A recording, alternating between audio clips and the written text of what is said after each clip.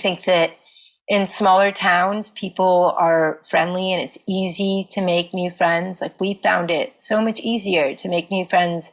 When we left LA, we went to Barcelona for a year and we met no one. Like we had no friends. We were so lonely. And within like a month of moving to the countryside here, we'd made so many friends. Again, it's like you've got one life. And if that's something that you want to do, then do it while you're still here. The Urban Exodus podcast shares the wisdom, wit, and stories of those who decided to embark on the road less traveled, to pursue their own interpretation of the good life. Small business owners, change makers, artists, farmers, and more, working towards building a better future for themselves and their fellow citizens. The people I've met through this project give me energy and hope for a better future. May their inspirational words and practical advice embolden and guide you on your own journey. This podcast is for country dreamers, rural folk, and urban dwellers alike who want to feel more connected to the natural world and the purpose and choices in their lives. I'm Melissa Hessler. Welcome to the Urban Exodus. Urban Exodus is a labor of love and is only made possible by listener support. To support our programming, please consider making a listener contribution or joining our Patreon community for access to bonus features, rapid-fire interviews, videos, and so much more.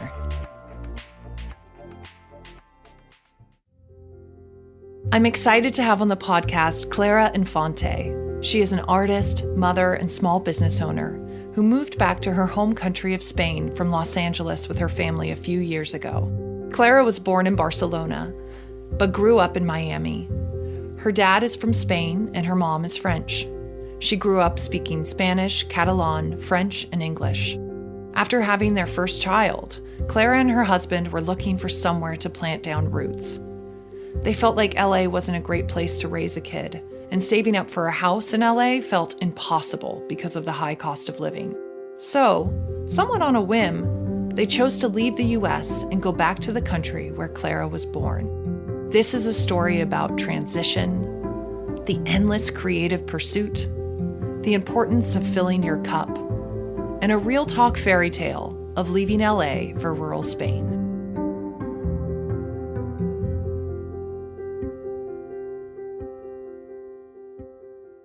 All right, so I am so excited today to have Clara Infante of Copito on the podcast.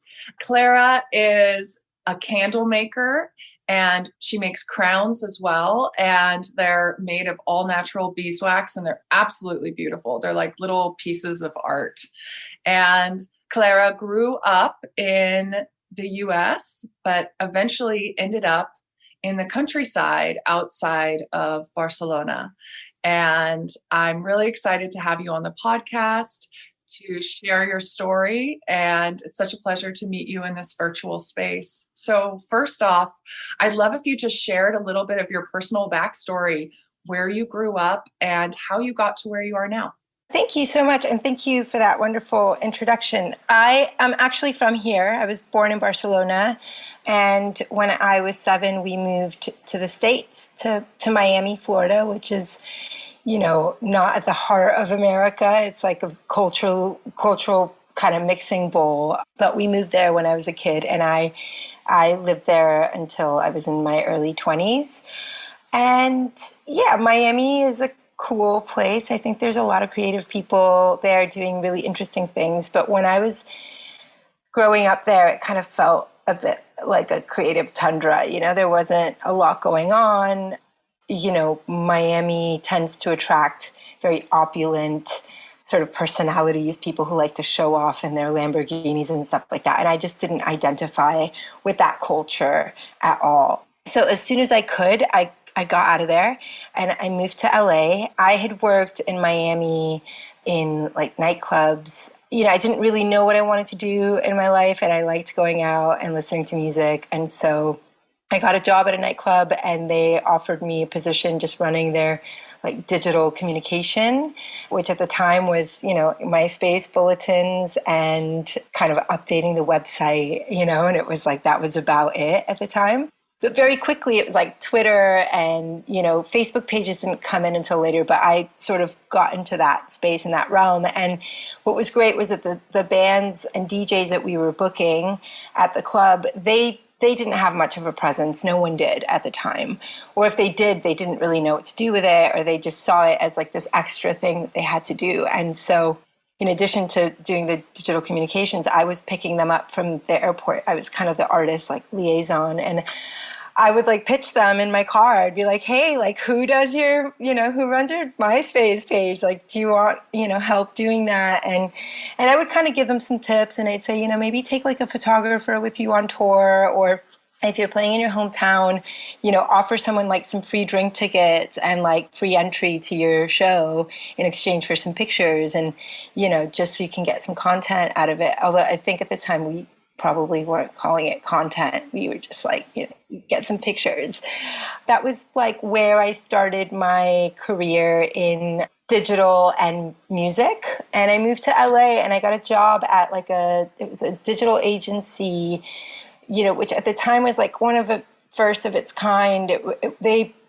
They'd sort of come from setting up social media company within the Disney company and explaining to Disney why their content needed to live outside of Disney.com, and telling them like, you've got all these, fans and pages on Facebook, fake fan pages that people have set up, and all these people that you're not marketing your movies to. And so they came from that space, and with an agency called William Morris Endeavor, which is like a really big talent agency, they started this company called The Audience. And I was, one of the founding members of that company. We were basically running socials for all of the sort of biggest actors, musicians, film directors, like any kind of talent that this agency was representing, we were sort of managing the socials for. And and so I did that. And then eventually I was hired in-house by a record label to be their head of digital. And I,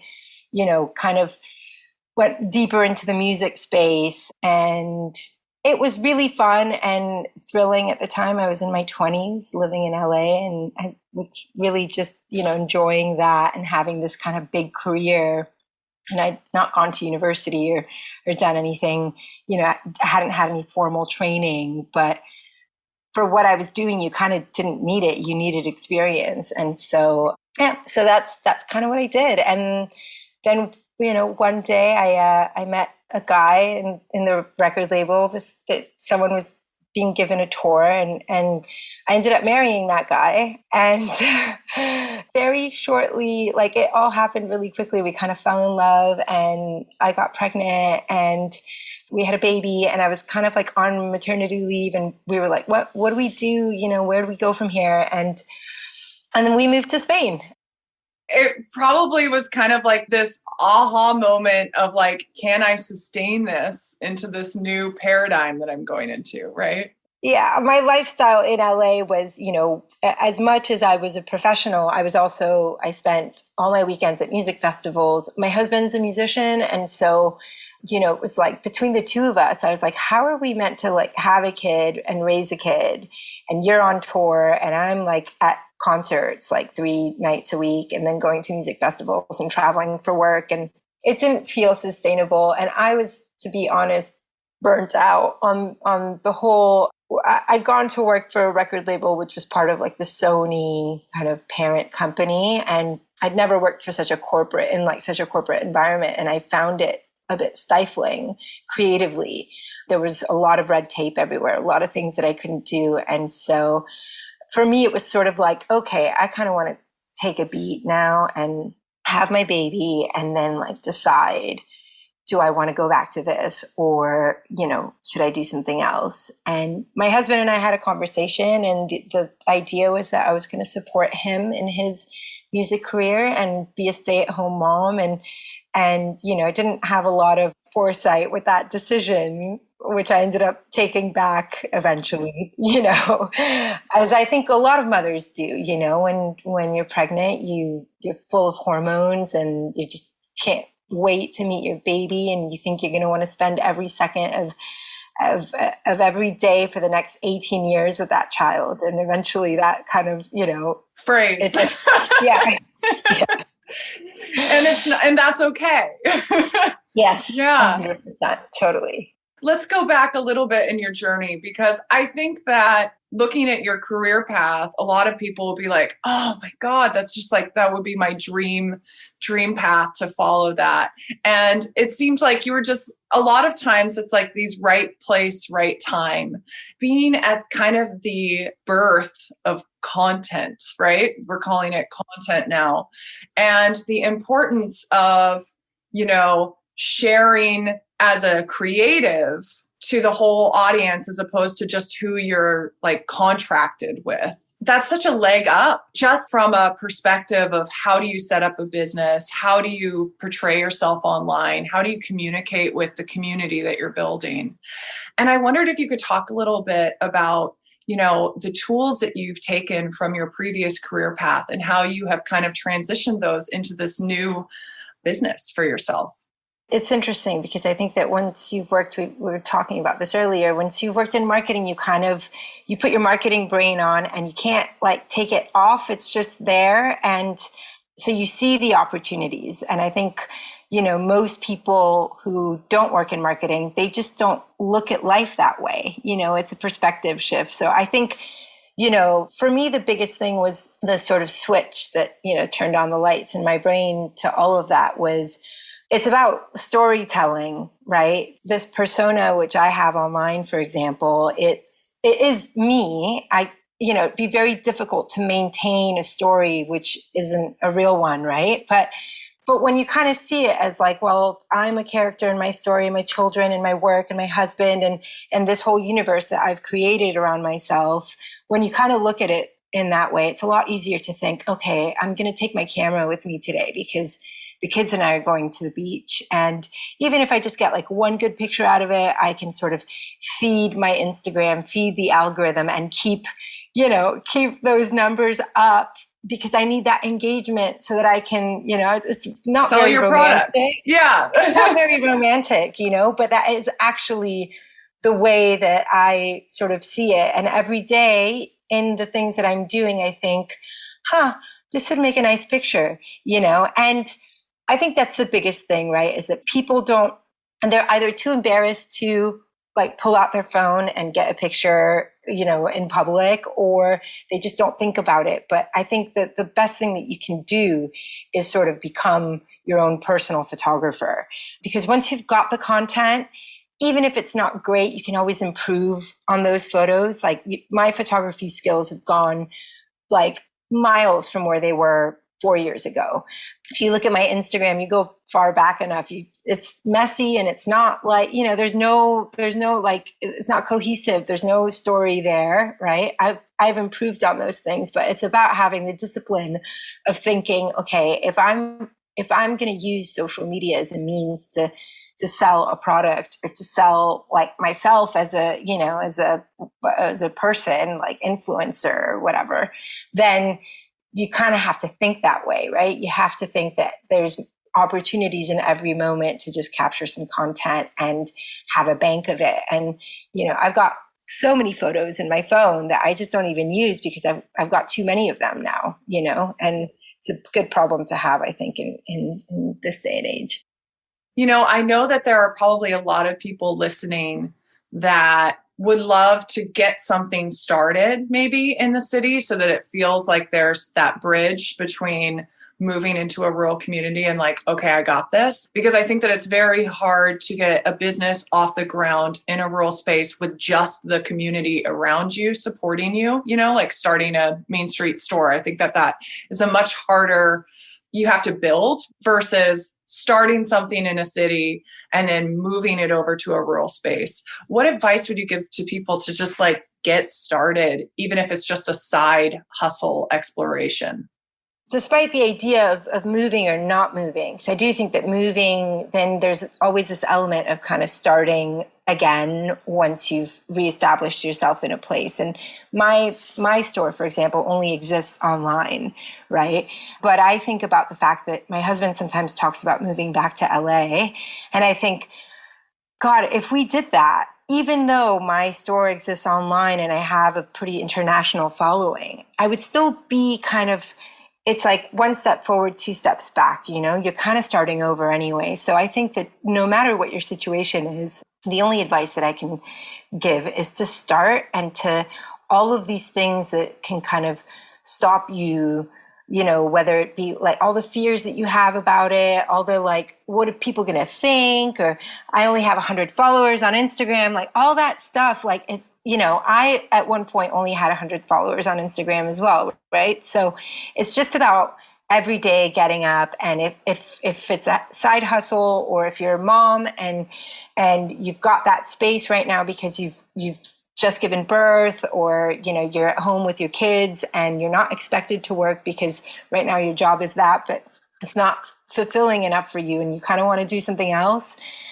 my suggestion is to just start and to every day chip away at it. You're gonna have to, it is a very slow burn, but it's worth it in the end. And I do think that the people who end up with these successful businesses online, the main reason why they have them is because they stuck to it and they stuck around long enough, and that's it.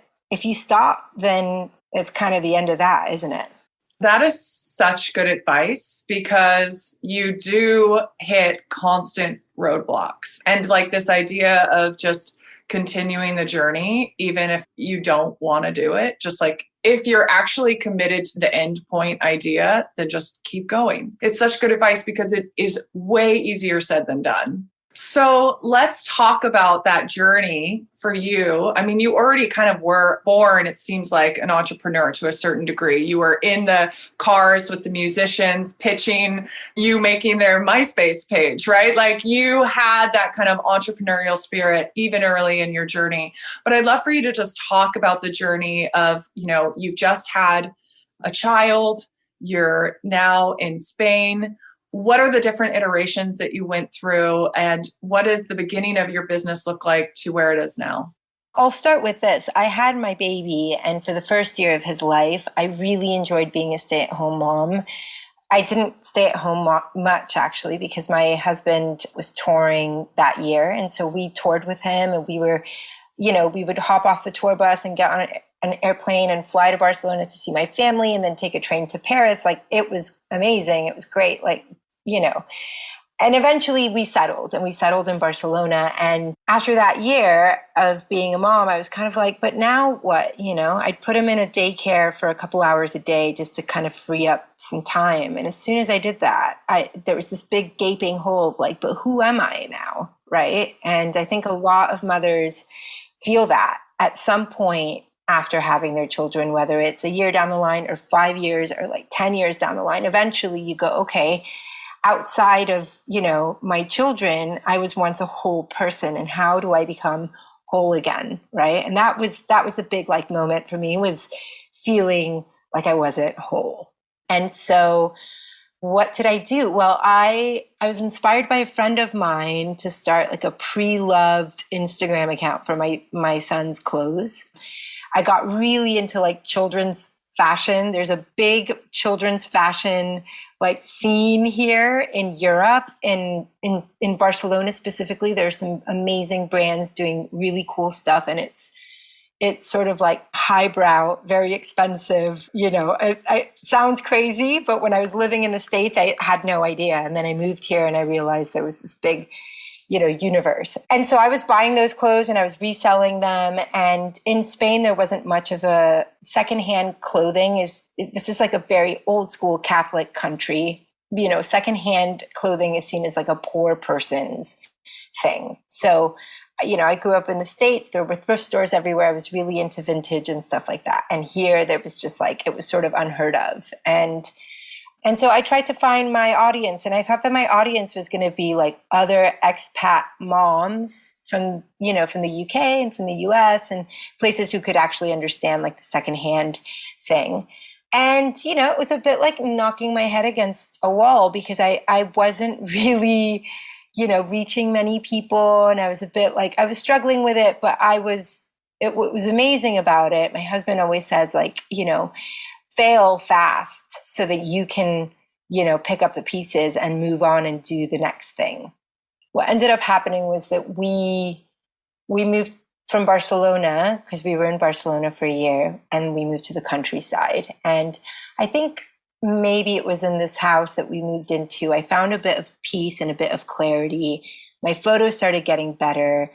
The clothes that I was sourcing, I decided to start sourcing some stuff from the States, and my dad would bring it over for me. And I started sourcing like vintage Levi's and stuff that you just can't find here. And the moms started going crazy for it, And from there, I started experimenting with dyeing fabric. People ask me how it came about, and I always tell different stories because I can't remember what happened first. But I do remember seeing on Pinterest a picture of like Catherine Davey, who's this very, just an incredible natural dyer. Her Instagram photos are like, you've probably seen them before because they're sort of everywhere. And she's got this like picture of these socks hanging in different hues of pink. And I remember seeing that and being like, that's so beautiful. Like, what is that? And then reading into it and reading that it was like with avocado stones, she'd made these different hues of like, peaches and mauves. And I was just like, that is just incredible, and I thought it was so amazing. So that's one of the stories that I tell. And then the other one was that my son, I needed to dye some tights yellow for my son for a chicken costume that I was making for him. And my aunt told me that I could use turmeric to dye them. So I can't remember which happened first, but that was sort of the first kind of like little glimmer of like, oh, this is something that I can, experiment with. And I did, and I loved it. Like, it was magic for me. I just had this moment of like, oh my God, like I can take this plant and I can put it in a pot of water and heat it up a little bit. And then I separate the liquid from the the organic matter, and I put a piece of fabric in it, and it just changes color. It's like, that is magic to me. One day I decided to use some of the materials that I had at home to make my son a set of crayons. I recorded the whole process in my stories and I posted it online, and people went nuts for it and wanted to buy my crayons. And so that was the big, interruption in my learning as a natural dyer, was that all of a sudden I made this product without knowing that that was what I was making at the time. I recorded the process. So again, like the importance of taking photos and recording things when you document yourself working is that you can then, go back to it. You can put it up online. Like, people loved it. And I basically put a pre-order up for it just to see if I would sell some. And I sold out, 10 sets in about a minute. They just flew off my website. And at the time I didn't, I had like a couple thousand followers. It wasn't like didn't have a giant following, but I think that people were really invested in me. The smaller the following as well, the people who follow you are just like, they're watching what you're doing, they're watching you grow, they really feel like they know you, and you have time to have conversations with people online and stuff, and so there was a bond there. And when you grow bigger, then it's a bit more difficult to share content in the same way, to give people your time in the same way. But at the time, it was very small and it was amazing. And so I sold those crayons, and my husband was like, well, you've got to make more. And I just was like, no, like, I want to dye fabric, I want to do other things. And he was like, no, Clara, like, you need to make money now, because by then the pandemic had hit, and my husband, who's a touring musician, was grounded, and all of the festivals were canceled. We had no money coming in, and this big, beautiful house that we thought we could afford, we kind of couldn't afford the way that we were living anymore. We're not living in like, very opulent kind of life or anything, but all of a sudden it was like, no, Clara, like, if you can make money off these crayons, you kind of have to see this thing through.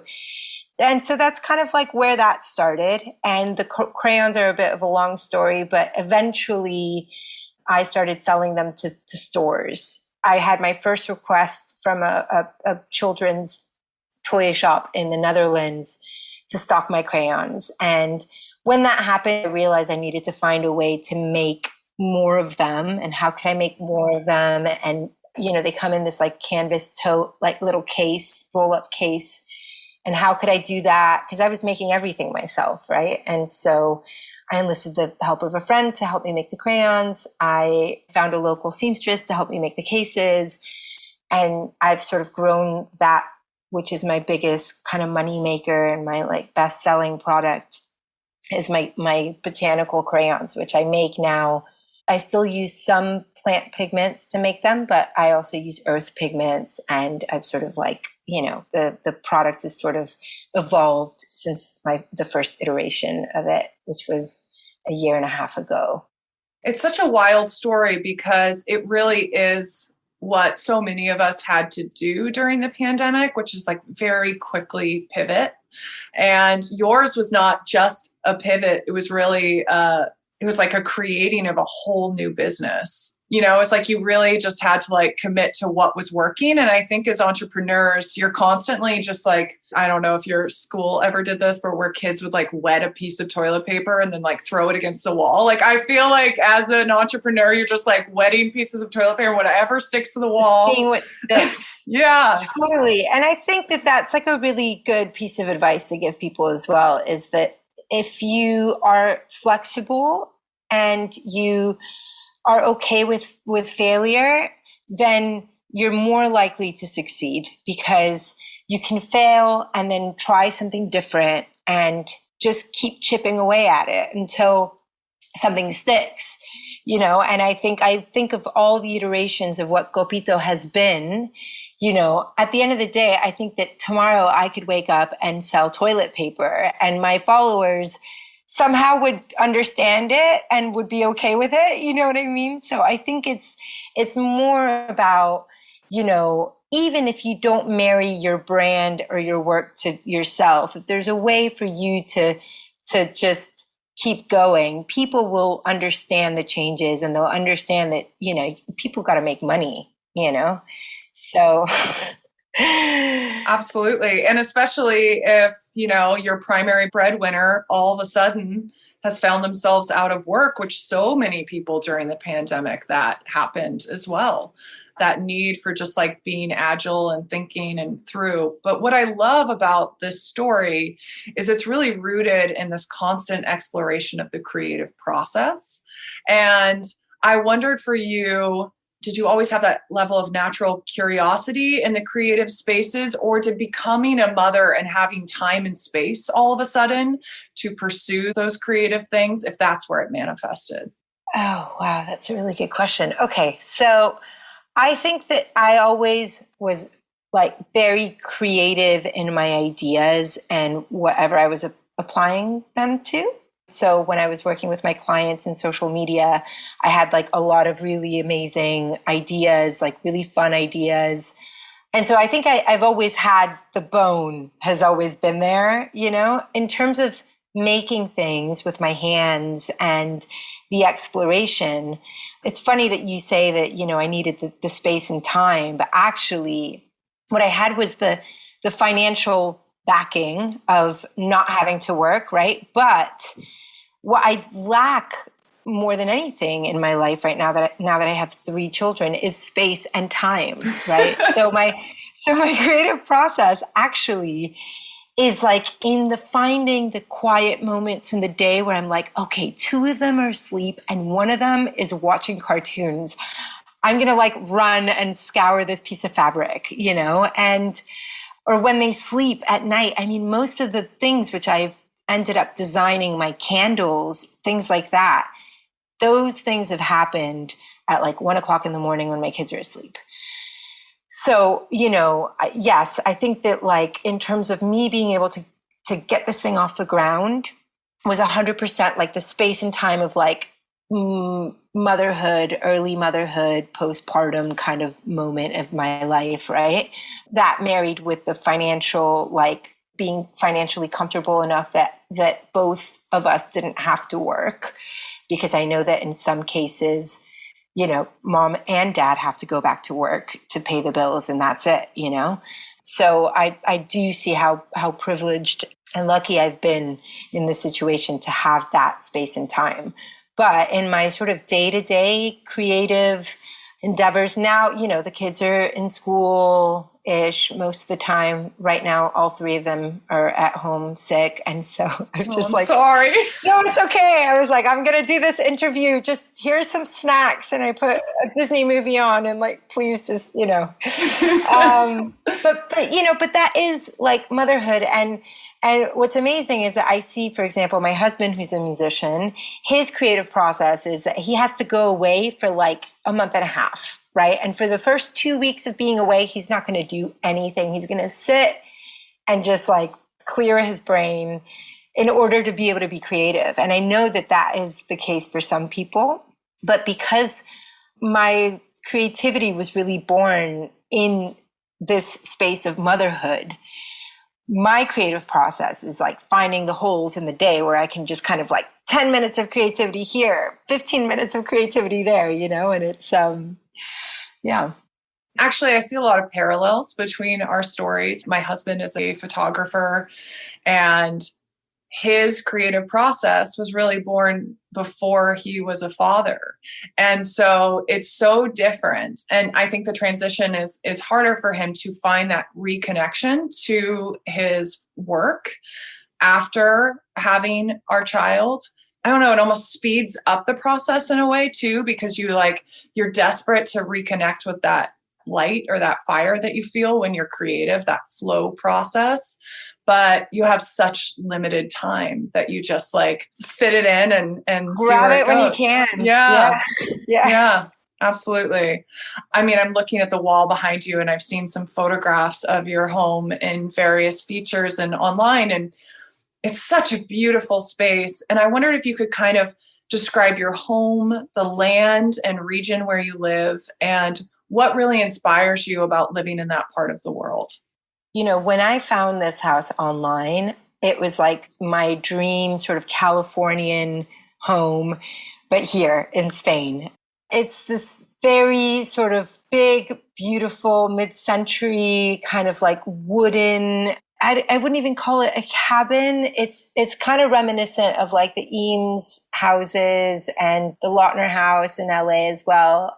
It's mainly made of wood. On the inside, we've got these adobe bricks. We've got like 22-foot ceilings and like floor-to-ceiling windows.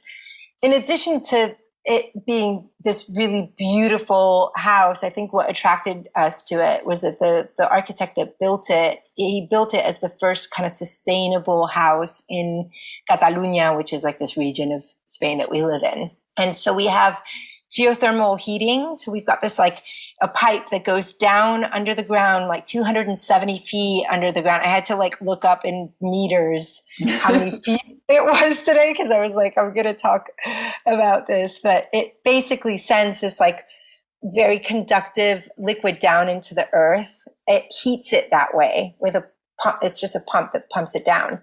And then it fills our radiators with this warm kind of liquid. And basically we've got these giant radiators that are never hot. Like you touch them and they just feel kind of like room temperature, but they keep the house at like perfect kind of room temperature all the time, year round. And we can use them also for air conditioning. We haven't managed to make that change yet, but that's just like one of the many like amazing features. We've got a biodigester that like it takes our wastewater, like from our toilets, and it creates methane gas, and we can cook with it. It's like one of these houses that you kind of see on like grand designs. And when we saw it, I was like, this is like, I had my children at home. I had a home birth with all three of my kids, and I was pregnant when we were looking for a house to buy. And when I saw this house, I was just like, this is the house I need to give birth in, like that was just like, but it was like the combination of like this really beautiful space. I think both my husband and I, being creative people, feel like we have to be somewhere that it doesn't have to be the most beautiful place in the world, but it has to have something beautiful about it. The light, I think, has a lot to do with that feeling that you're talking about. Yeah. Totally. Which is why, I couldn't ever move to like somewhere like the UK. I've always lived in places that have like very, that you see the sun all the time. There's a really beautiful natural light. Yeah, and so this house, we fell in love with it, and it comes with its challenges because eco houses are, there's a lot of maintenance and but at the same time, I feel like it forces us to live a little bit more, like with a bit more purpose and intention. And we think about things that maybe I wouldn't think about if I was living in like a normal house, So yeah, so that's the house. And the space for me has been, this is really, I gave birth to my kids here, but I gave birth to my project here, really. The amount of light that comes into the house allowed me to be able to take really beautiful product photos of like the vintage that I was selling back when I was doing that. The landscape around us, we live in it's like a national park called El Garraf, and there's a lot of similarities between here and Southern California, which is funny because, we left there to go somewhere very similar to there, basically, just a little bit cheaper. It's kind of this rugged, rocky, kind of clay terrain, some pine trees, but a lot of like kind of arid, bushy kind of, type of plant life. And we're sort of nestled between the Mediterranean Sea. We're about like a 10-minute drive from the sea, and the Benedis wine region, which is like behind us, and it's just vines everywhere. So we're also surrounded by vines here. But I do think that this area has inspired me with like the land, the pigments of the earth here. There's a lot of ochres. What's amazing as well is that once you start working in the natural dye and earth pigment kind of realm, you kind of work with whatever's around you. And that sort of dictates, what you are able to make. All of the pieces, you're informed by your environment because the environment is an integral part of your process. I feel incredibly fortunate and really grateful for despite some of the hardships that we've had financially and stuff like that over the last couple of years, my life is a dream here, I'm really, really, I recognize just how lucky I am to be in this position and to be here. So, you said my life is a dream, and I feel the exact same. And I think, just that transition of leaving city life and moving to a slower pace of life to a certain degree and being immersed in the natural world, that can have such monumental impact on the way that you see things, your pace of how you do things. And so I wondered if you had any advice for anyone who is listening right now, who's maybe they're also living in LA, or maybe they're living, in Ohio, in a city. Like, what advice would you give them to take that leap? Like, there's something in their heart that they're like, this is what I have to do. What advice would you give them to just like move through those fears? The fears that we have in life for making these, big monumental changes is what's kind of waiting for me on the other side of this change, right? Like am I going to be happy if I make this change? Am I going to be able to rebuild all of, the friendships, everything that I have in my current life? Like, you can't take it with you, right? Not all of it. So I understand what those fears are, because I think for us, when we chose to move, to leave LA and to leave not just LA, but like our careers, our status, like all of that, a lot of it, which was just rooted in ego and not in anything actual, like real or tangible. My advice to those people would be that if you feel called to leave it, you can always go back. We talk about going back sometimes, and I can tell you already that we're not going to, but but you can always go back. You can take back those decisions. And, I know that they're big financial decisions, that moving is expensive and stuff like that. But I think that if you feel called to leaving the city and to going to the countryside, it's worth trying it. I think that in smaller towns, people are friendly and it's easy to make new friends. Like, we found it so much easier to make new friends First when we left LA, we went to Barcelona for a year and we met no one. Like we had no friends. We were so lonely. And within like a month of moving to the countryside here, we'd made so many friends, So, again, it's like you've got one life. And if that's something that you want to do, then my suggestion is, do it while you're still here. I just wanted to give an enormous thank you to all of the listeners who have made contributions towards the production of this podcast. Every season, I spend about 100 hours preparing, writing, editing, interviewing, sketching, distributing, and I have hard costs for my editor and hosting fees. It means so much to me that you find enough value and meaning in this work to pledge your support to keep it going. If you haven't had a chance to contribute, we've made it really easy. Just click the support button on the top of urbanexodus.com and pledge any amount that you like. Or join the Urban Exodus Patreon community. Thank you again. I feel so lucky to be a part of the amazing global community that this project has manifested.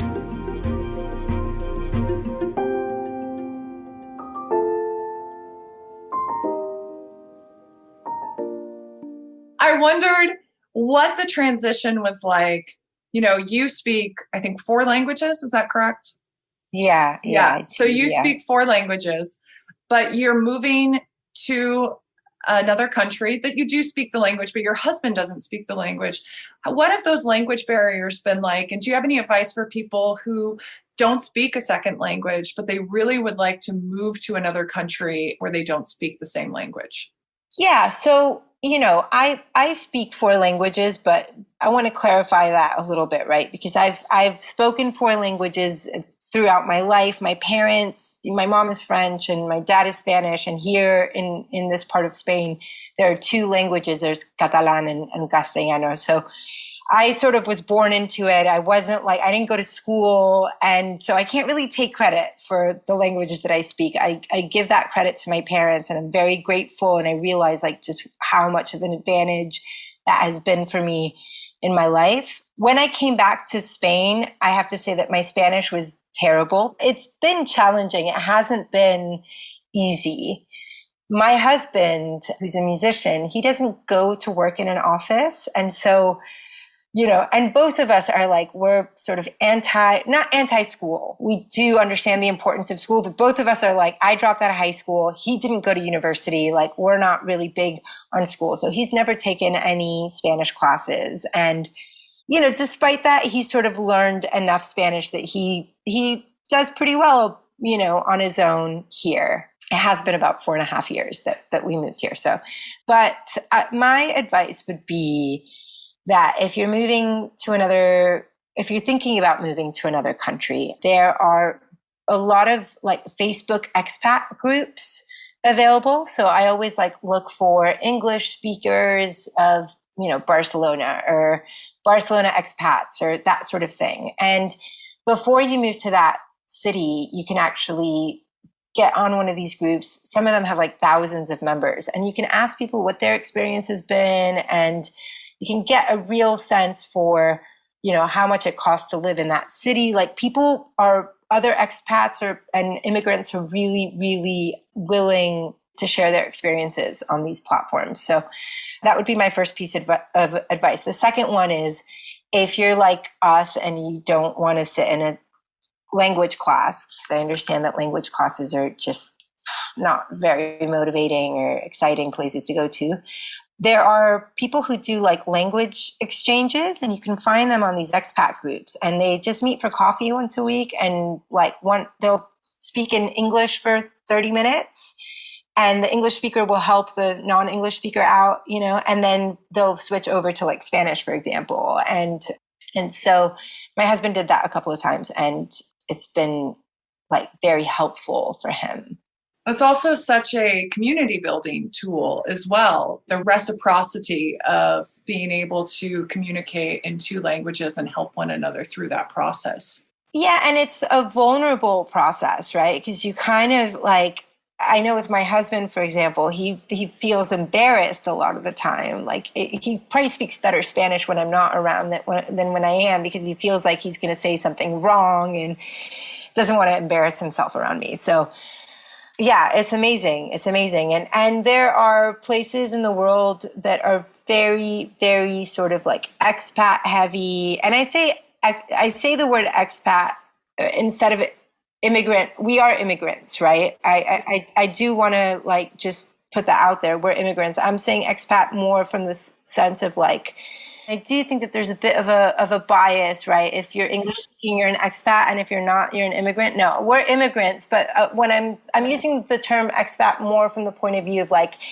that they're blended families, right? So someone might be like Danish and the other one might be Mexican, right? That to me is more the idea behind being like an expat family is more like you're an international kind of blended family. And there's a lot of that here. So we found that to be, even though we didn't know when we were moving to this area that there were going to be so many people like us, you know, because my husband's British and I'm sort of a weird mix of everything. And we found that to be, you know, really great. There's still a lot of like Spanish and Catalan culture where we are, but we've also managed to find a lot of people like us who are sort of from all over and chose this place to live in. So that's amazing. I think that you find that in a lot of places where the landscape is particularly creative. Like there's like almost an energy that you get in certain places as a creative person where you feel like more alive and that those, I don't know, kind of creative rivers are being nourished. But I wondered, you lived there now for 4 years. And this is a question that I ask everyone on the podcast because it's just this idea of, you know, people who are living in nature are really connected to the natural world or making products based in the natural world. We pay attention to the rhythms of the natural world. So I wondered if in the last 4 years you've started to notice the effects of climate change in your region. And if yes, how have those manifested? yeah, so I would say that, you know, again, in 4 years, 4 years in the scope of, you know, climate change is not a massive amount of time to be seeing like big changes. But I have noticed, for example, in our area that we're in a bit of a drought for the last 2 years. We've had like no rain. And I know this because we've got rainwater tanks all over our property and they're all sitting kind of empty at this point. And what happens is that then when it does rain, the pine trees around us, we're in this kind of hilly area and they all just kind of fall, like all of them, right? So we used to be surrounded by this like beautiful pine forest. And now there's, you know, probably about like in the last couple of years, like 20 or 30 trees around us that have just dropped to the ground because of, you know, erosion, because when it does rain, that land is so dry that it's just, the trees aren't dead, you know, that's not the problem. The problem is just that the soil is just, the soil is dead, actually, you know, it's completely dry and there's no water nourishing it. So that is a big change in 4 years, quite honestly, you know. Yeah. One thing that I really love about your story and your husband's story as well is that neither of you went to college or art school. I think that we're finally getting to this point where people are starting to realize, like, do we need that path? Or like, there are some people that don't have a path into college. And so I would love for you to offer any advice for those that either don't have a clear path into college or have decided they don't want to go into that level of debt on ways to jump into work and work towards building a career in the creative world. From my point of view, I can't speak to my husband's experience, but I know that for me, like I never thought that I would end up in a creative sort of career. I had no idea. I didn't know what I wanted to do. I didn't, you know, I think that I have a lot of like admiration and respect for someone who can sit through a class and like really be a sponge and absorb. My brain just doesn't function that way. And I struggled with going to school my entire life. I hated it. I really didn't enjoy it. And it wasn't that, like, I was actually, when I applied myself, I did okay, you know, but I just didn't show up to school because I was like, this is just like, you can't force me to sit at a desk, you know? And so I think what's important is for people to know, like, I thought I was alone in that. Right. And now that I talk about it to other people, they go, no, like I hated it too. It was horrible, you know? And so I think that model, as amazing as it is for some people, it's actually kind of detrimental for other people. to me, it was just like I was a failure before I even, Tried. before I got to adulthood. I felt like a failure, and I was embarrassed about it. And there's a lot of shame, I think, that goes into that. So I think the first thing is to kind of like shed that, right? The idea that like you're less than because you don't fit into like one of like our world's like social constructs, which is like this model of schooling. If you don't know what you want to do and you don't want to go to college to try and figure it out, like, then don't, get a job at like the Gap, or, you know what I mean? Like, do anything other than that. I never even talk about the debt aspect of it because I was never confronted with it in my life. And imagine like you don't know what you want to do, and then you go to college and then you leave and you got all this debt and you still don't know what to do. Like, that would just be terrible. So, my advice is to just get a job, and your life will lead you. If you have big goals and big dreams, it doesn't mean you have to go to college or to university. You can start working and your life will lead you there because you're going to lead yourself there. I think that, when people ask me what kind of schooling I did, and I tell them that I didn't, and that I'm a high school dropout, they can't believe it. And it's like, well, especially here in Europe where the sort of schooling is not as expensive here in Europe. So people don't end up in debt. And so I think that people are much more likely to go to university here because it's this sort of, if it's not free, it's really inexpensive. And so why wouldn't you do that? But even to those people, I'm like, yeah, but did you like it? Did you enjoy going there and spending all those years? For me, like what school was teaching me to do was to sit at a desk and prepare me to sit at a desk as an adult, for the rest of my life. And I was like, no way, I'm not doing that. That was kind of how I felt about it. And, I think that there are other ways of learning.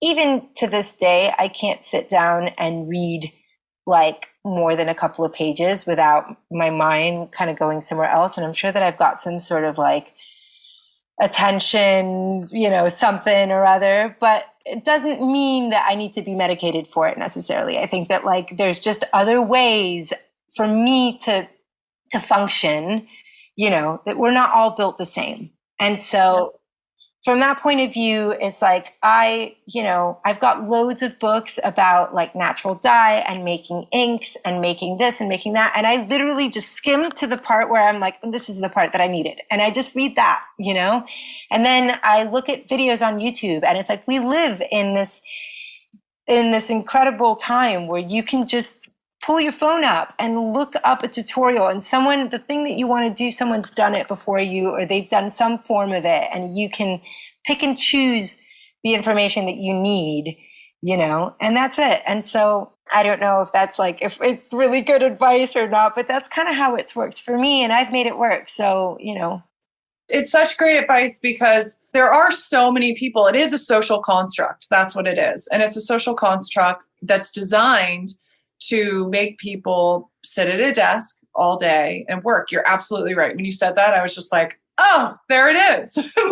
That's why it never felt good, And I also think that creative people, oftentimes we diagnose it and we give people medication to like stop like your brain, like moving on to different things. But that has merit in creation and thinking outside the box and all of those things. And so just everything that you said is just so spot on to me. And I think that we as a society are starting to wake up to some of these realities, some of these like, oh, taking a step back, does this make sense for everyone? Is it okay if people can like go on their path that feels right to them? That's excellent advice. By the way, like I get that if you're going to be a doctor or surgeon, that there are things that you need to learn and you need to sit at that desk and figure Absolutely. out, like that's totally valid. But again, I think that, we just aren't all built the same. And I don't think that like it's a one size fits all kind of education system is the right type of thing for everybody. That's all. Yeah. And I mean, in the creative spaces too, it can be really hard to go through school because, it almost makes it so that you're forced to work for somebody else in order to pay off your debt, and you aren't allowed to like go into your actual creative projects after you get out of school. So, you know, that process can manifest outside of a school format. Well, and creating under pressure as well. You know, I've seen it with my husband. It's like when you've got the financial burden of, you know, whatever, whether it be your debt or your family or whatever, and you're also like, but you better create or else, you know, everything around you is going to fall apart. Like, it's terrible. So, yeah, I can totally see why, like, art school, although I see now like some creators that I really admire who like went to RISD, and I'm like, oh my God, that would have just been me. Like, if I could go there now, you know, and actually if I could go there now, I probably would, you know, but not when I was 18 and I had no idea what I was going to do with my life. Yeah, that's really interesting too. Like maybe you go after you figure out what that path is, right? Like, because then you're connecting with other people that are kind of, and you've already established what you are doing in the world, which is 100%. such a huge part of that creative process. I wondered, because I've had a really hard time journey through this as someone that didn't necessarily start it as an artist. How long did it take you to feel like I can call myself an artist now? This is what I do. That's a really good question. I think I have been sort of plagued with like imposter syndrome my entire adult life because of the fact that I didn't graduate from high school and I didn't go to university. So the entire time that I had my, you know, my marketing career, I felt like, ooh, but I don't deserve this, or I don't belong here because all these people, they went to college and I didn't, right? I think at one point I decided I was trying to like put my category on Instagram of like what it is that I was doing. And it had been a vintage shop for a long time. And then all of a sudden it wasn't, you know, and I was like, now I've been like making crayons and I've been making candles and what do I call it? Like arts and crafts. And I was like, I don't want to belittle, like not saying that calling it arts and crafts is belittling it, but I was like, it's not, I'm not just like having fun here, guys. You know what I mean? Like I'm pouring like all of my energy into this and my love, and I'm up at like 2 a.m. making things and like coming up with a design and then just looking at it and going like, oh, holy, you know, S-bomb, look at this, you know, and like wanting to wake up my husband in the middle of the night to show him like, look at this thing I made, you know. So I think at that point I changed it to artist, right? And I still was like, oh God, you know, like I feel like not embarrassed, but like someone's going to call me out on it and say like, but you're not an artist, you know? And then it was earlier, like last year, kind of like I don't know when it was now, maybe October or something, a few months ago. It wasn't that long ago. I went on a road trip with someone who was coming to document. I was going to go and collect some pigments from this like very pigment rich area in the south of France. And I took this photographer with me because of, you know, the importance of content. And I was talking to her about this and she was like, you know, let that go, Clara. All these hangups, this imposter syndrome, like it's all in your head. Nobody's thinking that, right? And like, as soon as you start to think of yourself as an artist, like everyone around you is going to be like, yeah, she's an artist, you know? So I think that that's just generally, it doesn't, you know, like the word artist is it feels pretentious to me sometimes to be like, well, I'm an artist, you know? But if I'm not, then what am I? You know what I mean? Like, and it's not the only thing I am. I'm a mother and I'm, you know, a woman and I'm, you know, I'm a lot of things, but I do feel like if I feel like what I do has the merit of calling it art, then I'm an artist and I shouldn't feel embarrassed by it. But I understand why, you know, you asked me the question and where, you know, where you're coming from with it, because I know that for me, it was a hang up that I've had. So the life of a working artist can manifest in many different ways. I have met artists that, you know, stay up for 24-hour stints and create, and then they do nothing for 3 weeks. I wondered what your work life looks like now from a day-to-day perspective and how you balance, you know, you have 3 children. That is a full-time job in and of itself, even if they're in school, just all of those things. what is the balance of live work life and a standard day for you? I'm working on that balance. I'm working to like make it work better for me. I had a couple of years there where my husband was home full time. It meant that I kind of had the freedom of like really like throwing everything I had to the, against that wall. And it meant, working late, and I was working from home for a long time. So I had kind of set up this like makeshift studio in our guest bathroom, which kind of like backs into like our kitchen. It's kind of a big like open space. The house is a bit funny. So, the space was actually kind of big enough for me to work in for a while. And so I'd be like cooking something in the kitchen, and then I'd run to the bathroom and I'd be like cooking my crayons, and it was a lot of sort of like, kind of hair pulling moments of like my children. At one point we had like two of them in diapers, and it was like they needed diaper changes, and the food was burning, and the crayon, like the double boiler for the crayon was like out of water, and I was just like, I'm going to burn the house down. And so eventually I moved out of the house and I got a studio space. And now, I go every day. What's amazing about this space is that it's kind of like out in the middle of nowhere. And I don't want to be there when it's dark.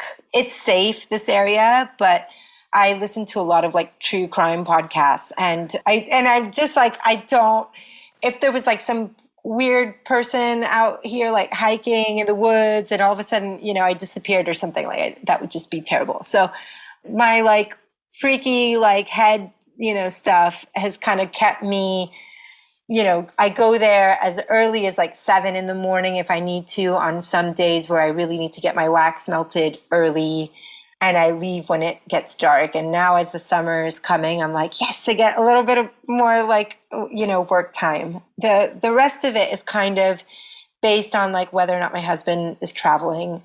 Now that he's sort of getting his work life back, there's this ebb and flow between us of like who's parenting full time and who's getting to go and work. And so we, have this like really amazing partnership and relationship when it comes to like giving the other that space and time to work so that they can feel like a complete person.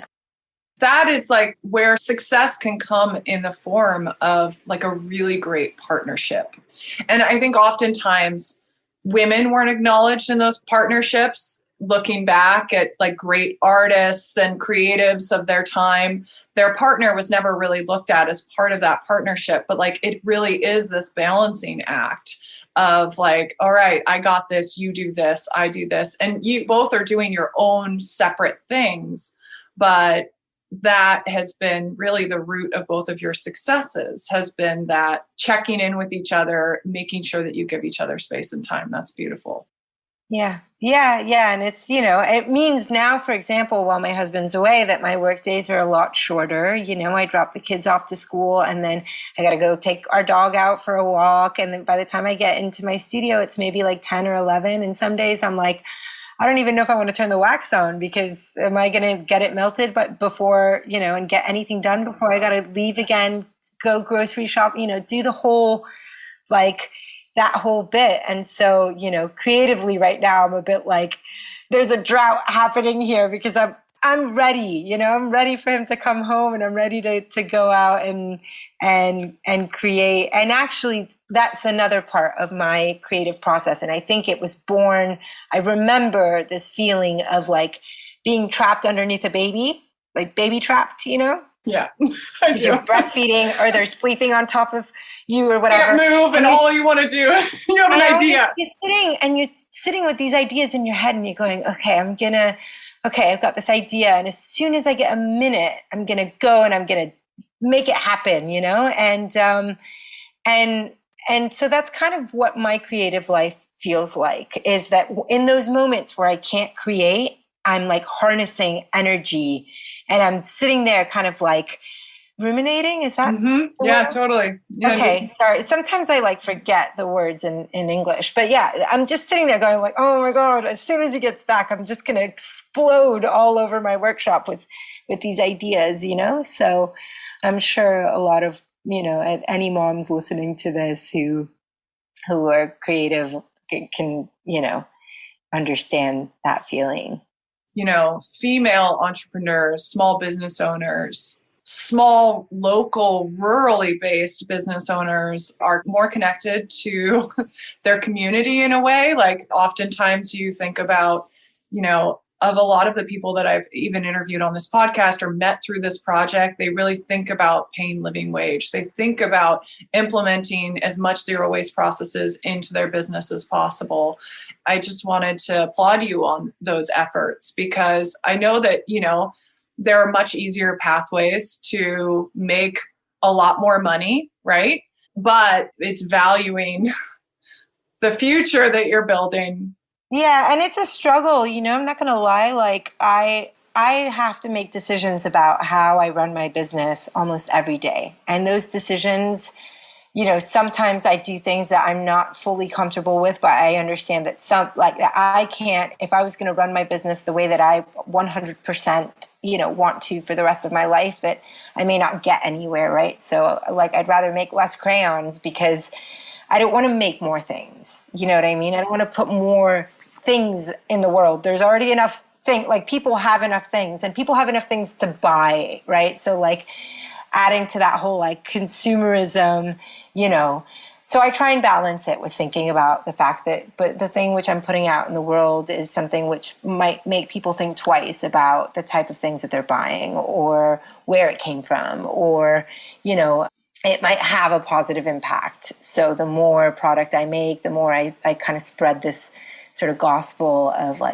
sustainability and stuff like that, But it's difficult. And I can understand why some business owners, even really mindful and ethical ones, sometimes make decisions, difficult decisions that they're not, fully comfortable with because sometimes you kind of have to, and because you can't eat your values, you know what I mean? So I think it's about balance, and I think it's about, when you make decisions for your business, it's about being true to yourself. And sometimes, you're not going to please everyone, and you're not going to, certainly for me with my crayons, for example, and with my candles, it's the packaging decisions that I make. I know that those are decisions that I'm well, I'd rather just pay a little bit more money and keep my packaging as green as possible, but then there's other times where I make decisions where I'm oh, I don't know if I was fully comfortable with that, but hey, I had to do it, and that's it,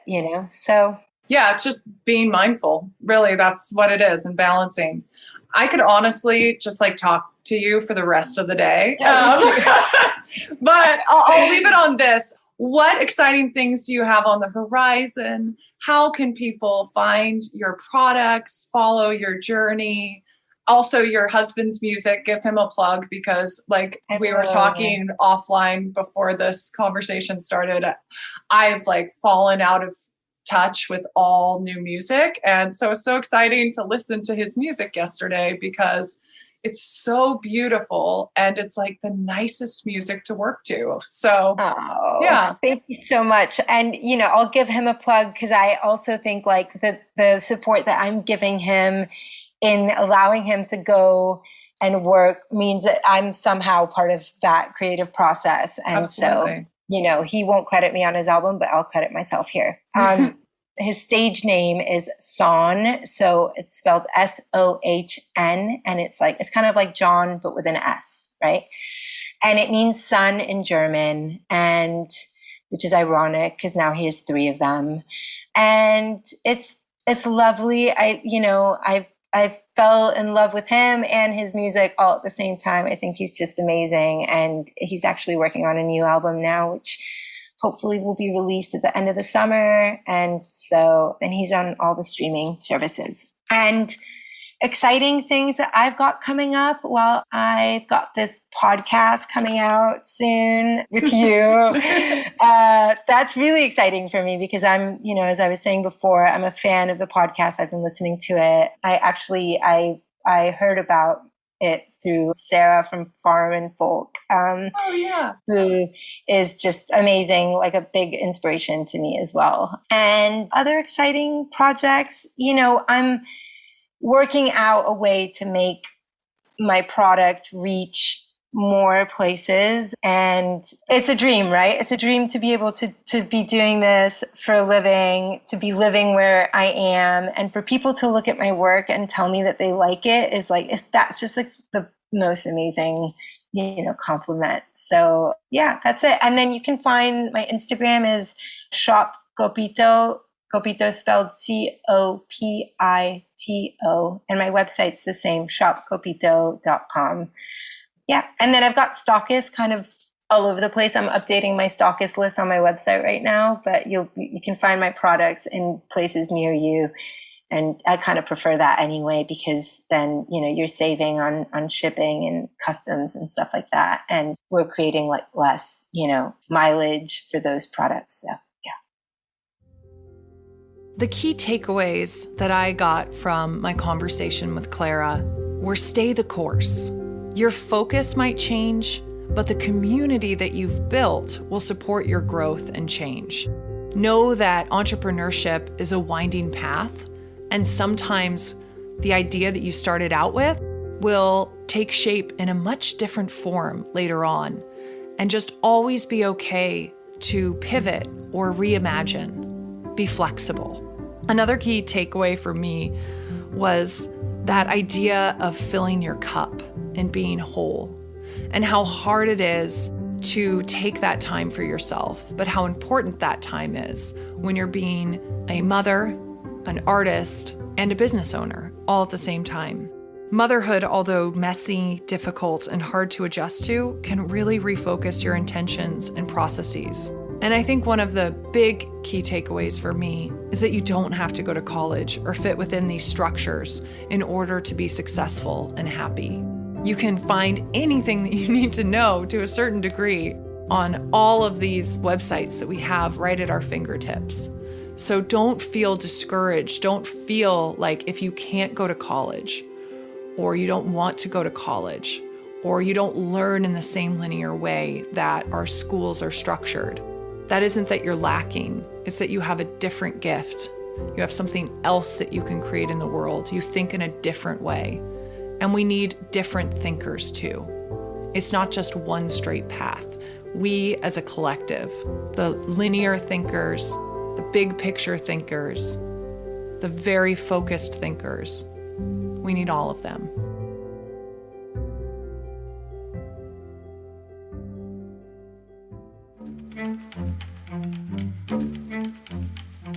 Hi, friends. Thank you so much for tuning in to another episode of the Urban Exodus podcast. This project is made possible by listener support. I do this work because the people I meet through this project give me hope for the future. And I think we could all use a little more motivation and inspiration in this current moment in history. All of the work that I do through this project is to encourage people to believe in themselves and to work towards a better future for their community and for our planet. Your continued support will keep this passion project running. The easiest way to contribute is to click the support button on the top of urbanexodus.com and pledge any amount that you like. Or you can buy an ad spot in an upcoming episode, shop our online store of rurally made goods, or join our Patreon community for access to bonus features, rapid-fire interviews with podcast guests, videos, live presentations, and so much more. Visit patreon.com/urbanexodus. Another way to support is by giving us a 5-star rating on iTunes and recommending Urban Exodus to your friends. Thank you again for helping me continue to do this work. I couldn't do this without all of you. You can find Urban Exodus on Instagram and Facebook at The Urban Exodus. To read more in-depth features on folks who ditched the city and went country, visit urbanexodus.com. Until next time, I'm Alyssa Hessler, and this is The Urban Exodus.